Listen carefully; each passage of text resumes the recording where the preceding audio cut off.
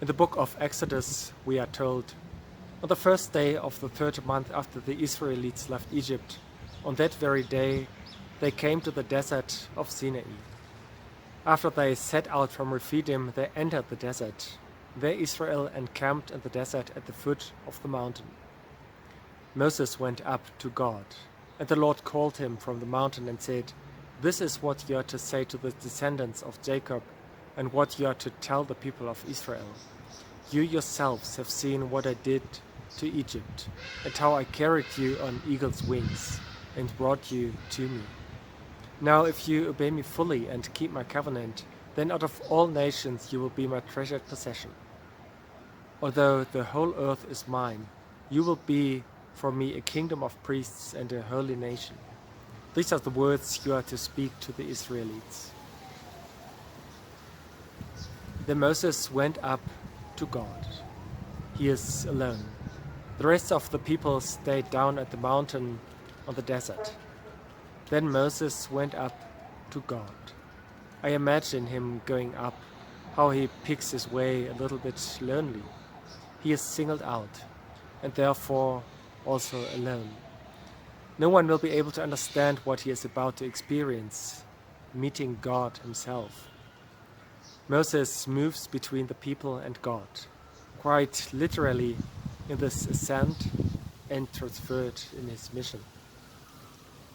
The Lord called to him from the mountain. Moses does not reach the top. He stops in the in-between, halfway up. I find that reassuring, that even someone like Moses has to keep a certain distance. If it was enough for Moses to be halfway, if Moses is spoken to halfway, then maybe it's enough for us too. We don't have to be on the top of the world to meet God, not at the top of the mountain of faith, and not on the top of life. On the contrary, God speaks to people on their way. Where else would we need him? Then the Lord called to him from the mountain. There follows a double command: what to say and what to tell the Israelites. Tell them a reminder, and tell them my promise. The reminder: look back to 3 weeks ago, how I destroyed the Egyptian army. I carried you on eagle's wings and brought you to myself, like an eagle. It soars high in the air. It sees everything, even at a distance.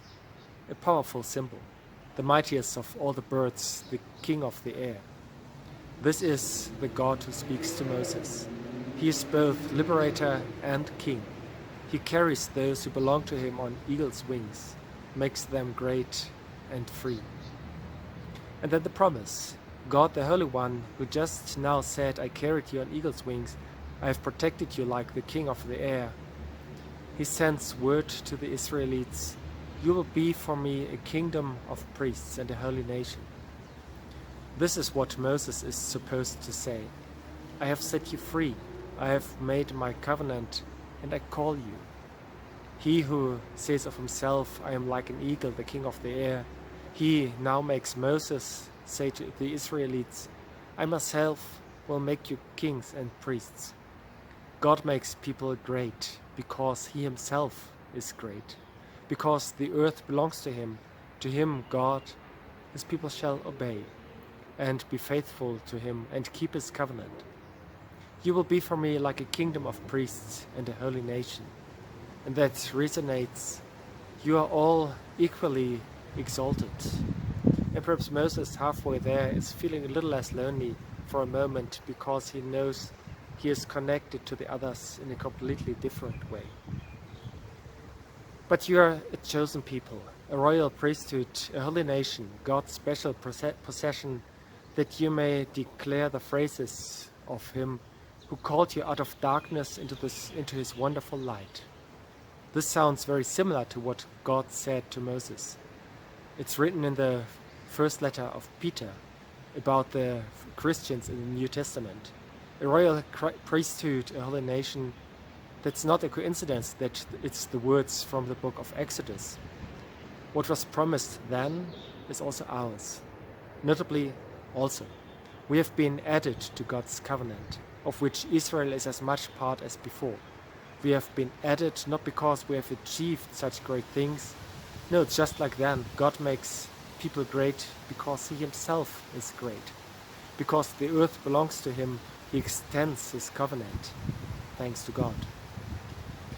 God, who is both liberator and world ruler, calls out to us, "You will be for me like a kingdom of priests and a holy nation." And that is more explosive than it sounds at first. For it says, in God's eyes all are equal. There are not some who are closer to God than others. You are all equally called. That levels all the differences that we as humans made. They are still there, but they shall not longer divide. And they don't make anyone more valuable before God. We are all equally special. No matter where we come from, what gender we are, what position in society we have. This is the revolutionary message of the book of Exodus. God has done that all because He equals. He makes us equal. He made the Israelites priests and us inheritors through Jesus Christ. And now it is our turn to continue that. There is still much to do. We are only halfway there. Amen.